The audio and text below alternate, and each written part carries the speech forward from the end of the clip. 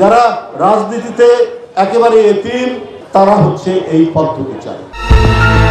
পৃথিবীর বিভিন্ন দেশে পিয়ার পদ্ধতি নিয়ে ব্যাপক সমালোচনা আছে। বাংলাদেশের মানুষের এটা সম্পর্কে কোনো ধারণাই নেই। এটাকে টেনে নিয়ে আসা হচ্ছে। আসলে যারা রাজনীতিতে একেবারে এতিম তারা এই পিয়ার পদ্ধতি চায়।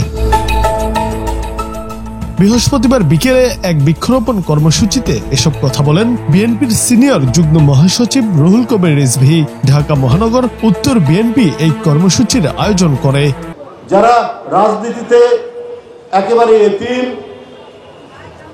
তারা হচ্ছে এই পদ্ধতি চায়। তাহলে আপনাদের প্রতিনিধিত্ব করবে কে? আপনার এলাকায় কোন লোক প্রতিনিধিত্ব করার লোক?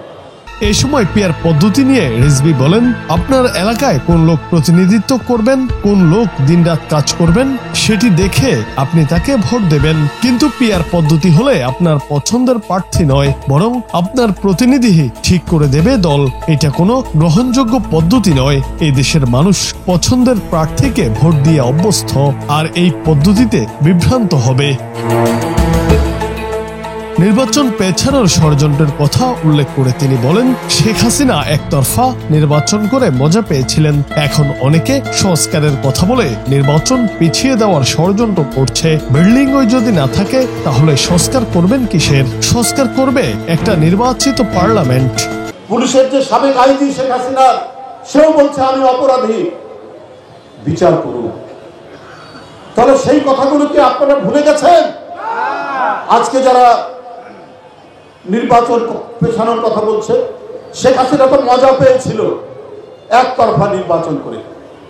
বিএনপি এবং অন্যান্য গণতন্ত্রকামী রাজনৈতিক দলকে জেলে ঢুকিয়ে বন্দি করে তিনি নির্বাচন করেছেন। আজকে তো 16-17 বছর জনগণ তার ভোট দিতে পারেনি। আর যখনই শেখ হাসিনা মনে করেছেন যে বিরোধী দল নির্বাচন করতে পারে, তখন সেটা দমন করেছেন নিষ্ঠুরভাবে। জুনায়েদ আহমেদ, বাংলা টিভি।